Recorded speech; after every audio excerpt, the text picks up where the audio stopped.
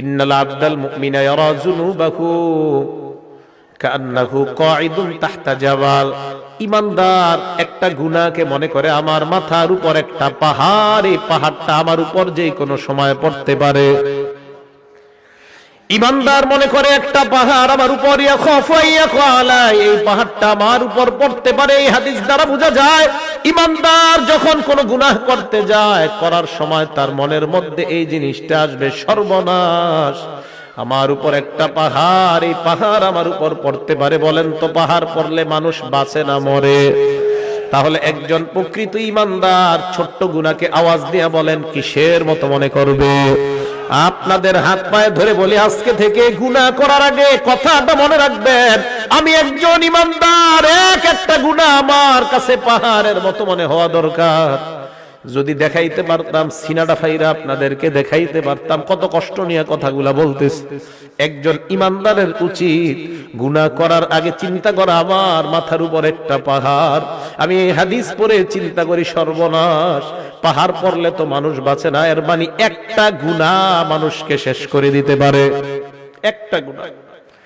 এবার নবী বলেন ওয়া ইন্নাল ফাজিরা, পাপাচার বান্দা ইয়ারা যুনুবাহু কাযুবাব মাররা আলা আনফিহি, পাপাচার বান্দা একটা গুনাহকে মনে করে মাছির মতো, নাকের সামনে দিয়ে চলে যায় একটা মাছি, যে মাছিটা নাকের সামনে দিয়ে যায় আবার আসে, কোনো কেয়ার করে না। একটা মাছি আমার সামনে দিয়ে গেছে, গুনাহকে কোনো গুনাহ মনে করে না। পাপাচার বান্দা গুনাহকে গুনাহ মনে করে না, গায়ে হলুদের অনুষ্ঠান করে কিছু মনে করে না, সাউন্ড বক্স বাজায় গান বাজায় কোনো কিছু মনে করবে না, বিশাল বড় বড় গানের পার্টি করবে কিছু মনে করবে না। তার কাছে মনে হবে একটা মাছির ডানা আমার সামনে দিয়ে যায় আবার আসে। বলেন তো যদি ঈমানদার হয় ওই গুনাহ কিসের মতো মনে হবে? মনে থাকবে নি? এবার শোনেন, নবী বলেন যদি গুনাহ হয়ে যায় আল্লাহর কাছে তওবা করো, আল্লাহ তোমার জিন্দেগীর গুনাহগুলো মাফ করে দিবেন। হাদিসের মধ্যে নবী উদাহরণ দিয়ে বুঝায়, লাল্লাহু আফরাহু বিতাওবাতি আবদিহি মিন রাজুল নাযালা মানজিলাত ওয়া বিহি মাহলাকা। কোন বান্দা একটা সফরে বের হয়, বের হওয়ার পর ওই বান্দা সফর করতে করতে অনেক দূর যায়, যাওয়ার পর হঠাৎ বান্দা এক জায়গায় বিশ্রাম নেওয়ার জন্য সফর বিরতি দেয়। হঠাৎ আশেপাশে তাকায় দেখে কোনো মানুষ নাই, ঘর নাই, ঘর বাড়ি কিছু নাই। যেই কোনো মুহূর্তে তার উপর কোনো হিংস্র প্রাণী আক্রমণ করতে পারে, অথবা কোনো ডাকাত দল তার উপর আক্রমণ করতে পারে। আশেপাশে তাকায় দেখে কেউ নাই, কেউ নাই। এবার ওই বান্দা, তার সাথে তিনটা জিনিস আছে। এক নাম্বার মাহু রাহিলা, তার সাথে আছে তার বাহন, বাহন। দুই নাম্বার আলাইহা তাআমুহু ওয়া শারাবু, ওই বান্দার বাহনের উপর তার খানা এবং তার পানি তার বাহনের উপর। শুনেন, এক ব্যক্তি সফরে বের হয়, বের হওয়ার পর যাইতে যাইতে হঠাৎ এমন একটা জায়গায় যাত্রা বিরতি দেয়, যেই জায়গায় যাত্রা বিরতি দেওয়ার পর আশেপাশে তাকায়া দেখে কেউ নাই, যেই কোনো মুহূর্তে তার জীবনটা চলে যাওয়ার আশঙ্কা। এমন একটা ভয়ঙ্কর মুহূর্তে ওই বান্দা এবার তার সাথে মাত্র তিনটা জিনিস, ওয়াবিহি মাহলাকা, প্রাণ নাশের আশঙ্কা, বাহু রাহিলা, তার বাহন আছে, খানা আছে, পানি আছে, আর কিচ্ছু নাই। বান্দা চিন্তা করলো একটু ঘুমায় নেই, ঘুম থেকে ওঠার পর আবার সফর শুরু করব। ফানামা নাওমা, বান্দা ঘুমায় যায়, ঘুমানোর পর ফাস্তাইকাযা, আবার জাগ্রত হয়। জাগ্রত হওয়ার পর তাকা দেখে তার বাহনটা হারায় গেছে। বাহন কি হয়েছে? হারায় গেছে। বুখারী শরীফের হাদিস। এখন বলেন তো বাহনের সাথে কি ছিল? খানা পানি ছিল, তাহলে সব গেছে। ফাশতাদ্দাল হাররু ওয়াল আতাশু, প্রচন্ড গরম আবার প্রচন্ড পিপাসা, পানি কই? হ্যাঁ, চলে গেছে। বান্দা চিন্তা করে সর্বনাশ, আমি আমার বাহন হারিয়ে ফেললাম, খাবার হারিয়ে ফেললাম, পানি হারিয়ে ফেললাম, কি করা যায়?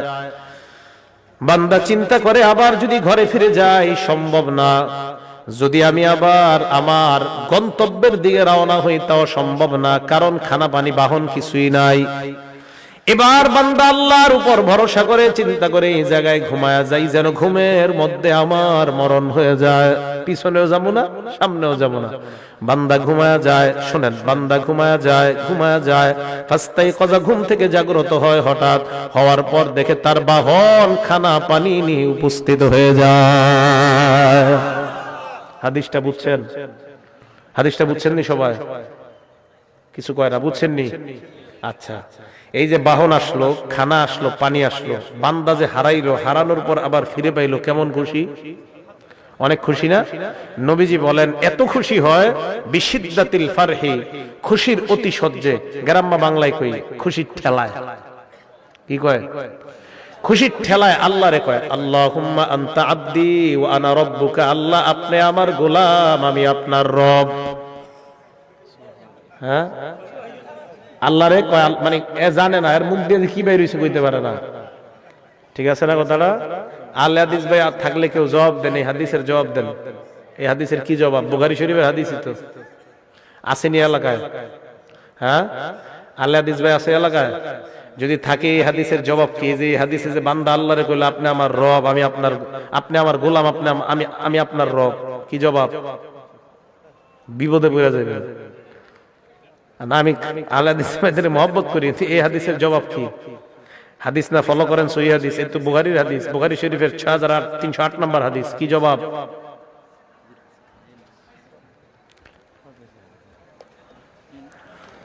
এর মানে বোঝা যায় বান্দার মাথা ঠিক ছিল না। আল্লাহরে কি বলছে বান্দার মনে নাই। বান্দা আল্লাহরে খুশির ঠেলায় বলছে আল্লাহ আপনি আমার গোলাম, আমি আপনার রব। নবী বলেন এই বান্দা হারিয়ে যাওয়া বাহন ফিরে পাওয়ার পর যে পরিমাণ খুশি হয়, একজন বান্দা গুনাহ করার পর তওবা করলে এর চাইতে কোটি গুণ বেশি আল্লাহ খুশি হয়ে যায়। আল্লাহ এত খুশি হয় বান্দা গুনাহ কইরা তওবা করে আল্লাহর কাছে। তাহলে বলেন আজকে থেকে আমরা ওয়াদাবদ্ধ, গুনাহ করার পর কাউকে বলবো না, বলবো একমাত্র একজনকে। আওয়াজ দিয়া বলেন তিনি কে? আল্লাহ তুমি আমার হাত দিলা, পা দিলা, চোখ দিলা, মাবুদ কত গুনাহ করলাম, চোখের মাধ্যমে, হাতের মাধ্যমে, পায়ের মাধ্যমে। আল্লাহ আমার সন্তান যদি কষ্ট পায়, আমি কষ্ট পাই, মাবুদ আমিও গুনাহ করলে তুমিও তো মনে হয় এরকম কষ্ট পাও, কারণ তুমি না আমারে কত মায়া করে বানাইলা। আল্লাহ না আমারে আপনারে মায়া করে বানাইছে। আপনার ছেলে কষ্ট পাইলে আপনার কত কষ্ট লাগে, তো আল্লাহ আমারে আপনারে বানাইছে। এই হাতটা দিয়ে যখন গুনাহ, আল্লাহকে বান্দা এই হাতটা তো গুনাহ করতে দেই নাই।